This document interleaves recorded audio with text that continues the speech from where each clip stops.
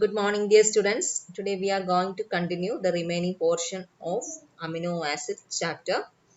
Today we are starting with the properties of amino acids. Amino acids have so many properties. Which are the sweet amino acids? They are glycine, alanine, valine, serine, tryptophan, histidine, and proline. Then tasteless amino acids also there.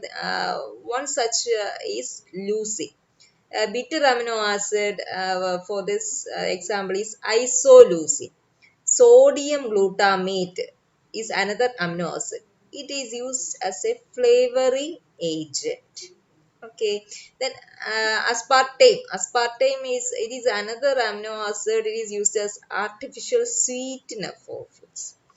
Then all amino acids have high melting points, and most of the or otherwise all amino acids are soluble in water and alcohol because these are all polar, but it is insoluble in non-polar solvents. Amino acids are insoluble in non-polar solvents. Next, we are going to understand about the properties of amino acids. Um, First, the amino acid can exist as amphylate, and also it can have an isoelectric point. What is this amphylate? Amphylate is otherwise called sweeter ions. Then what is it? This sweeter ions? Sweeter ions are certain molecules that contains equal number of positively and negatively charged functional group. Understand?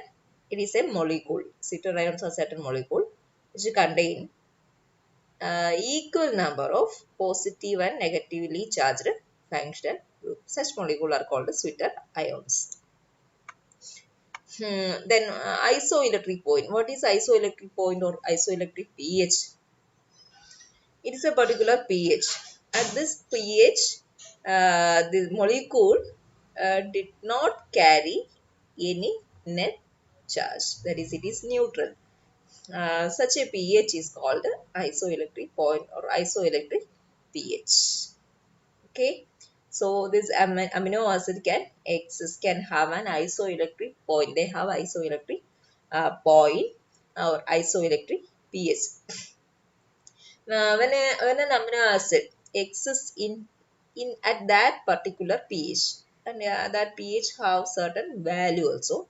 Whenever an amino acid is in that particular pH, that is isoelectric pH, then that amino acid doesn't show any mobility in any electric field.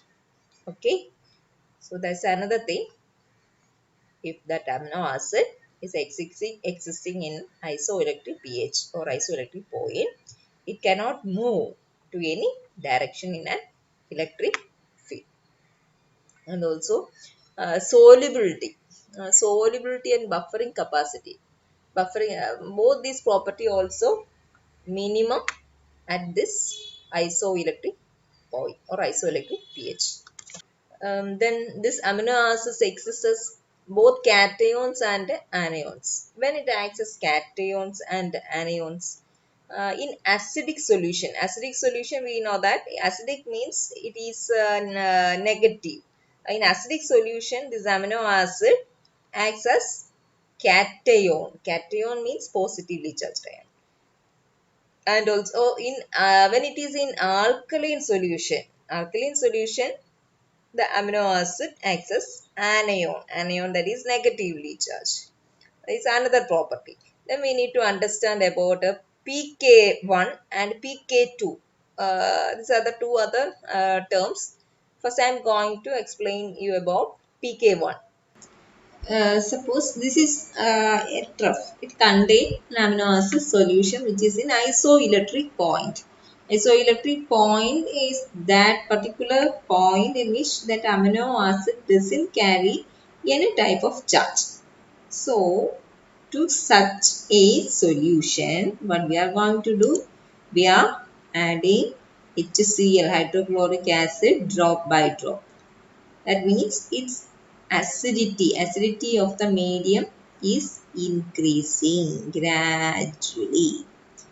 At a certain point, then instead of remaining in isoelectric point, 50 percentage of molecules acts as cation or they become cationic and 50% exists in Sitter ion. Sitter ion means they are having equal number of positive and negative charge. That form is Sitter ion form.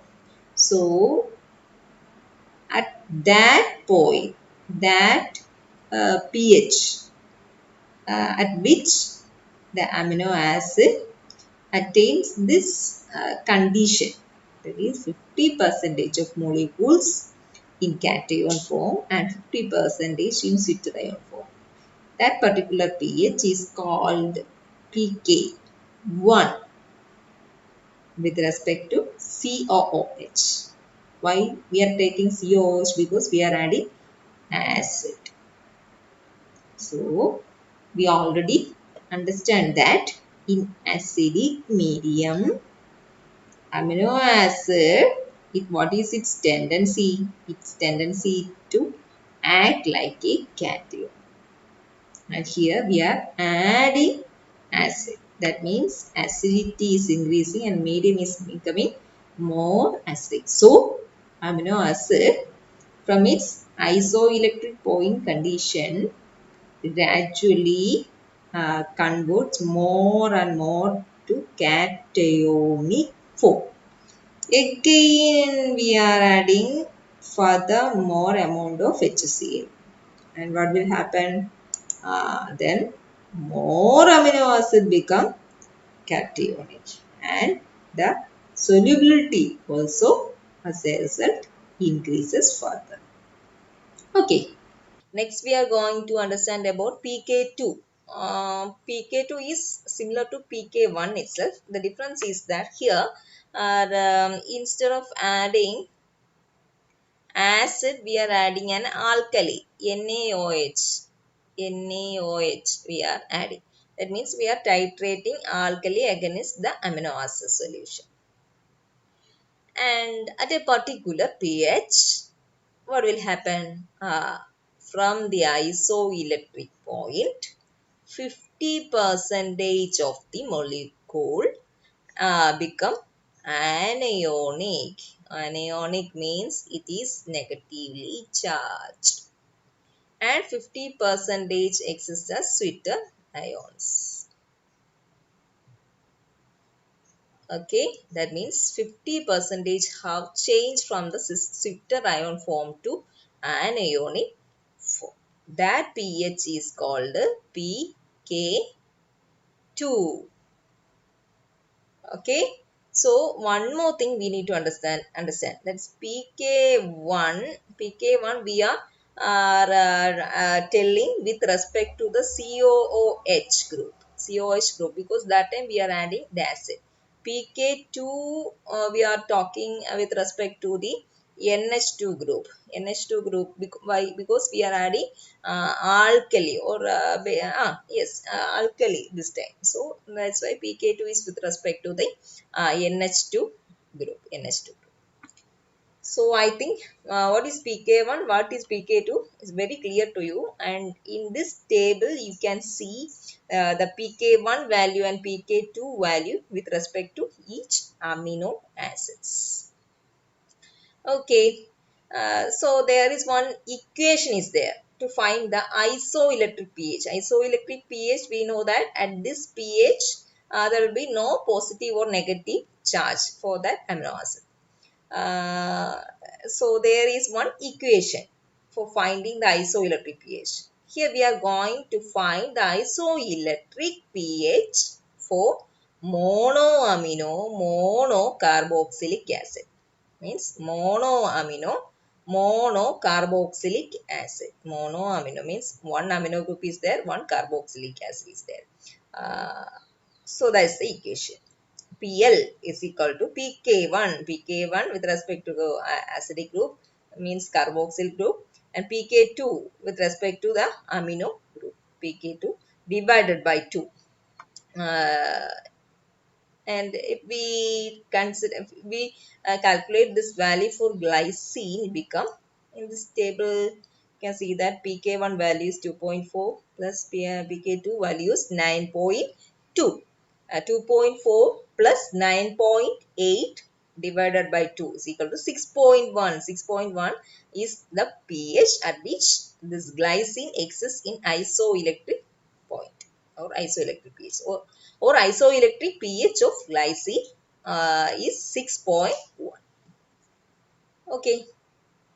Then buffering action. Buffering action means anything, any molecule that can resist the pH change of a medium. Then that solution or that molecule or that substance we can call as a buffer because it is resisting the pH change.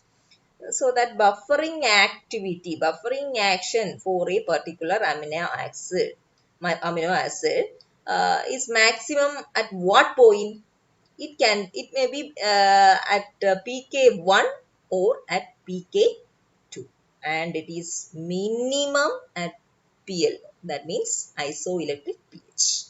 So maximum buffering action, maximum solubility when the amino acid have at its pK1 point or pK2 point. Then what is this pK3? pK3 is there. pK3 came when for some amino acid they have more than two ionizable group. Normally means usually the amino acids have one carboxyl and one amino group, but somehow more than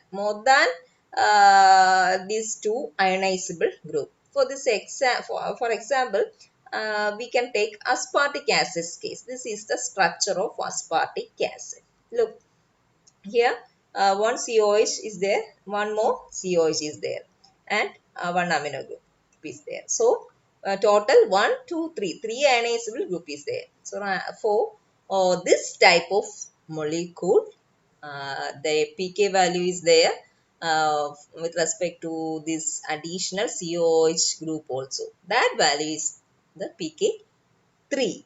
Is it clear? Okay. Next slide. Optical activity. Optical activity we have already learned in the former chapters, like in carbohydrate. Anyway, so you need to remember all those points this time. This optical activity is shown by asymmetric carbon. What is asymmetric carbon? The carbon which is bonded to different atoms. Carbon has 4 bonds and carbon has 4 bonds. If any of the bond is linked to a different atom or different molecule, then this carbon is called an asymmetric carbon. And this asymmetric carbon only can show optical activity. Means such a molecules only as it rotates, it can give two different structural arrangement. We are taking glycine. In glycine there is no asymmetrical carbon, so it can't show any optical activity. That optical activity, as a result of optical activity, mirror images are forming. Mirror images are of D form and L form is there. Dextro-rotatory form and levo-rotatory. Dextro-rotatory, we already learned that it is rotating towards right hand side. Levo, L for left. Levo form means it is rotating towards left. These L forms are usually occur in nature. D form where it occur, devo-rotatory amino acids where it occurs. In small amounts it occurs in microorganisms, and also it exists as constituent of certain antibiotics like gramicidin, yes, polymyxin, then actinomycin D, valinomycin, and also in the bacterial cell wall peptidoglycan. What is peptidoglycan? Peptidoglycan is a molecule that forms the cell wall of bacteria. I will show you that peptidoglycan, it is otherwise called murine. It is a polymer. It consists of, or it is formed of sugars and amino acids. And they together form a mesh-like layer outside the plasma membrane of most bacteria. Think about a bacteria, it is the plasma membrane. Outside there is a mesh, many layered wall is there. That many layered wall is called the cell wall. It is composed of this peptidoglycan, and this in this peptidoglycan, in this peptidoglycan, actually what is present, this D amino acids. Okay. And if an amino acid have two asymmetric carbon, then how many diastereoisomers are possible for this amino acids? Two asymmetric carbon means we already learned that there is an equation 2 raised to n. N means the number of asymmetric carbon. If two asymmetric carbon is there, means 2 raised to 2, which is equal to 4. Okay. 4 diastereoisomers are possible for such amino acids that are having two asymmetric carbon atoms. Then general reactions of amino acids. Yeah, moving to next section. That is general reactions of amino acids. First, which are the reactions possible because of the carboxyl group of amino acid? First reaction is decarboxylation reaction. D means removal of carboxyl group. It's a picture of that. An amino acid undergoes alpha decarboxylation, means the COH group attached to the alpha carbon is removed. As a result of that, what is forming? Amines are forming. Decarboxylation means it undergoes alpha decarboxylation to form corresponding amines. Undergoes alpha decarboxylation to form corresponding amines. Okay. Examples of such type of amines formed from amino acids are histidine. From the histidine, which amine is formed? Histamine. Histamine is the amine formed from histidine because of decarboxylation. From tyrosine, tyramine. From tryptophan, tryptamine. Next I am talking about amide formation. This also because of that carboxyl group of amino acid. Here, how this amide is forming. First, we need to understand what is amide. Amide is a type of bond in which it is C double bond O N H2. This bond is called the amide bond. So, in amino acid, the COH group of which type of amino acids? Dicarboxylic amino acid. Dicarboxylic means the amino acids having two carboxylic group.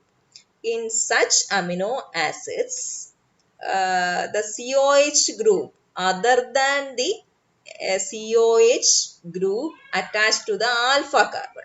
Understand? Dicarboxylic acid means two COH is present then, and one may be attached with the alpha carbon, and the other is attached with the non-alpha carbon. So, I am talking about that COH that is not attached with the alpha carbon. Clear? Okay. That COH group, it combines with the ammonia. Combines with the ammonia to form the corresponding amide, this bond. Okay. Example, aspartic acid. We know that it is a dicarboxylic acid. It combines with ammonia to form aspargine. Glutamic acid combines with the ammonia to form glutamine. And these amide forms of these amino acids, they are important components of proteins. And example, in the case of glutamine, this one. This amide group of glutamine. Understand clear? Amide group of glutamine means in this glutamine structure, it has this type of bond.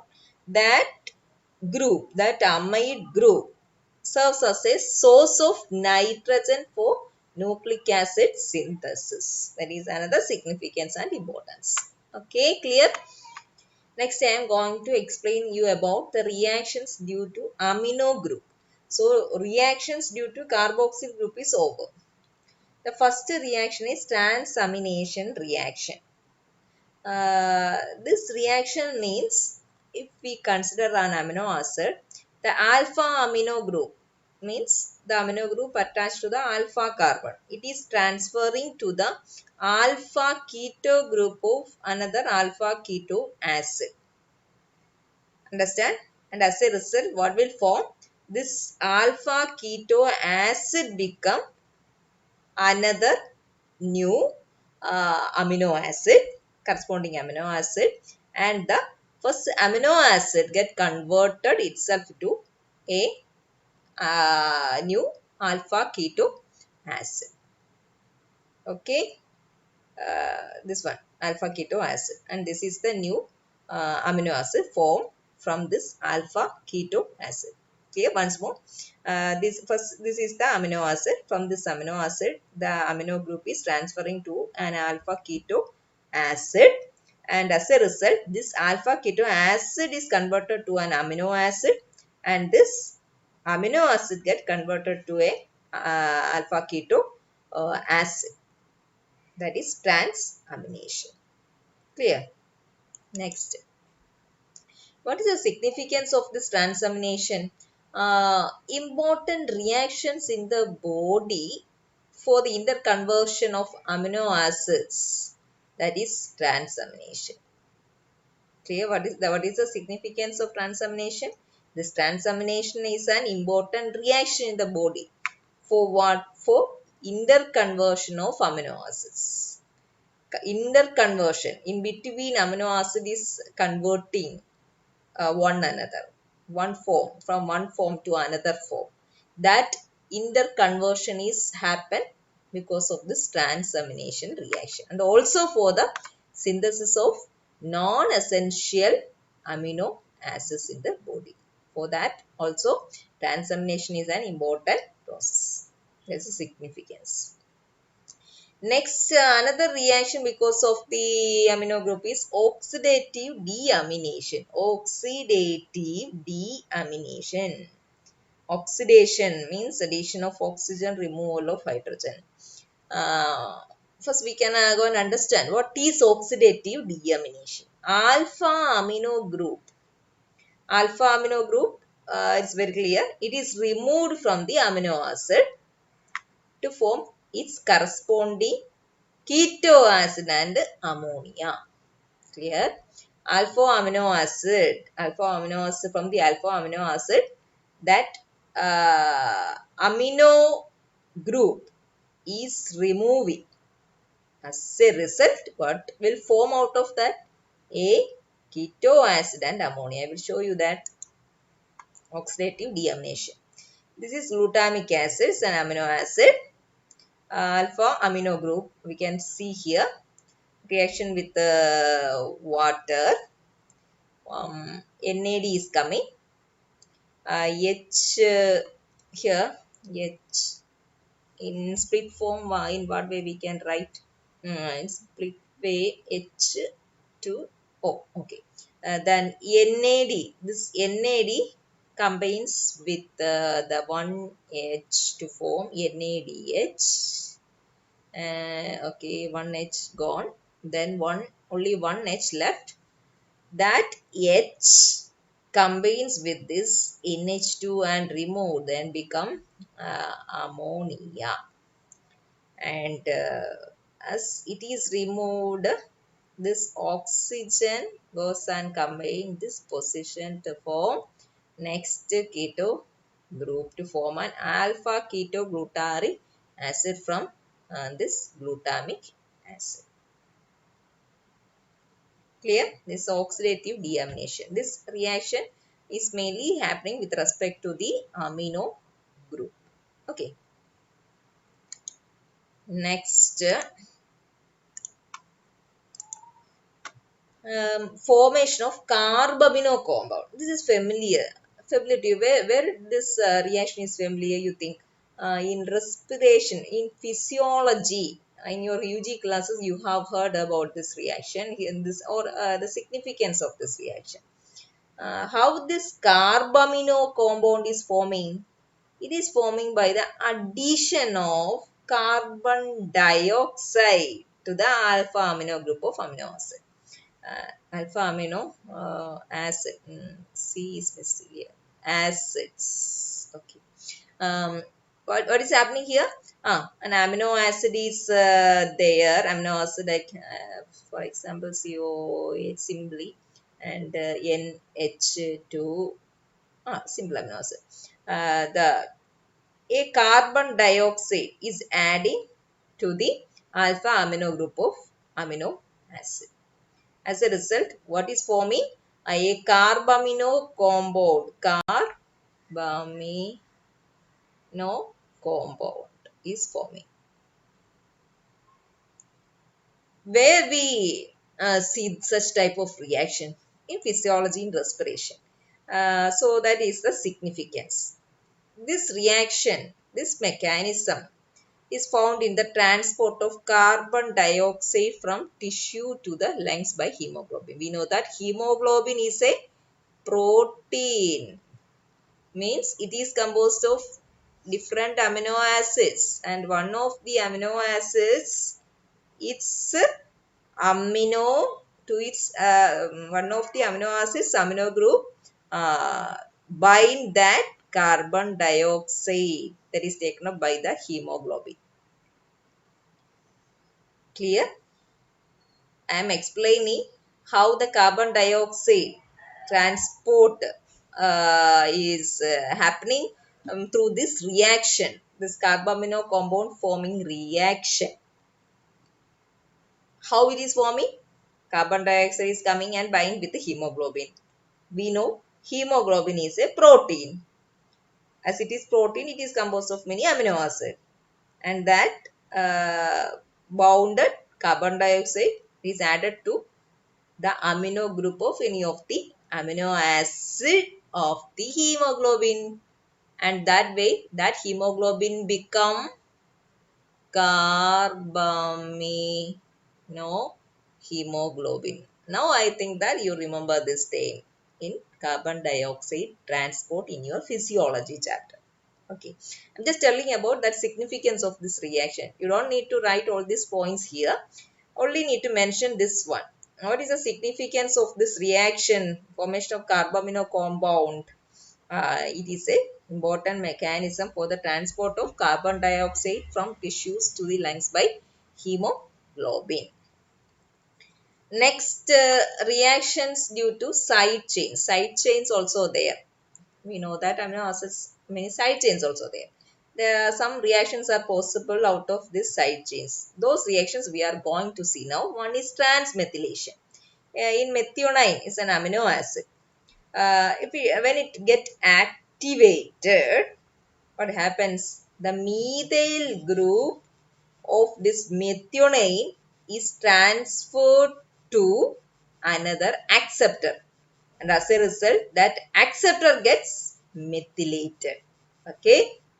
Next, another reaction is ester formation by OH group.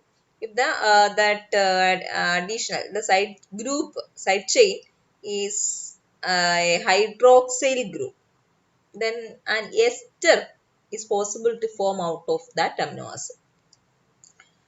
Which type of amino acid? Hydroxyl amino acids can form esters with the reaction with phosphoric acid.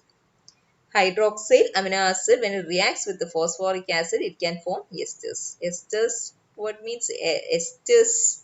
Esters means they are chemical compound. It is having at least one O alkyl group in the place of hydroxyl group. That means the hydroxyl group is replaced by an alkyl group. That is the difference. In that way, ester is forming out of the hydroxyl amino acids. Okay. Examples are there. Serine and threonine. These residues of some proteins. It is involved in the formation of phosphoproteins. Phosphoproteins. Whenever protein get added by a phosphate group, it is called phosphoprotein. And in those reaction, which amino acids are involved? Serine and threonine residues of those proteins are involved in the formation of phosphoproteins. And similar to that, glycoprotein, the formation of glycoprotein means protein plus carbohydrate. And in the formation of such compound, that hydroxyl group, it form glycosidic bond with the carbohydrate. What is a glycosidic bond? Glycosidic bond, we have learned in carbohydrate chapter that glycosidic bond is the type of bond that connecting between the monosaccharide units of carbohydrate. Okay, so the hydroxyl group, again, in this way, hydroxyl group, it can form a glycosidic bond with the carbohydrate to form what? Glycoproteins. These are the examples of reactions that is happening involving the hydroxyl group, hydroxyl side chain of amino acids. Clear? Next, reactions of the amide group. Reactions of the amide group. If amide group is there, the amide group of glutamine and aspargine, it also can form N-glycosidic bonds, means it is connecting with a carbohydrate. N-glycosidic bond with the carbohydrate residues to form again glycoproteins. So here the amide group, in the last slide we tell about hydroxyl group. It form glycosidic bond with the carbohydrate to form glycoprotein. Here, the amide group, if the side chain is of amide group of glutamine and aspargine, it can form N-glycosidic bond with carbohydrate to form a glycoproteins. Then if the side chain is of SH group, sulfhydryl group, what will result? Cysteine is an amino acid, it has sulfhydryl group. Because of that, it can form disulfide bond with another cysteine residue. Okay, so two cysteine residues can connect to polypeptide chain by the formation of interchain disulfide bond. Here, so if there is two polypeptides are there, two cysteines are there, both have sulfhydryl. Using that sulfhydryl group, it can form disulfide bond for connecting these two polypeptide chain. Okay. Next, peptide and peptide synthesis. Peptide bond and peptide synthesis. We know that peptide bond is the bond that connecting the amino acids in a polypeptide chain. How this peptide bond is forming? By condensation. Condensation involves removal of water molecule. Condensation reaction of alpha carboxyl group. Here, this is the alpha carboxyl group of one amino acid to the alpha amino group of another. These are two amino acids which are condensing each other. Alpha carboxylic group condense with the alpha amino group with the elimination of one molecule of water. But is forming a peptide bond. In this picture, I will show the picture CONH. This is the peptide bond, CONH bond. And the carbon attached to that is the alpha carbon. Okay. That is the peptide and peptide synthesis. Next,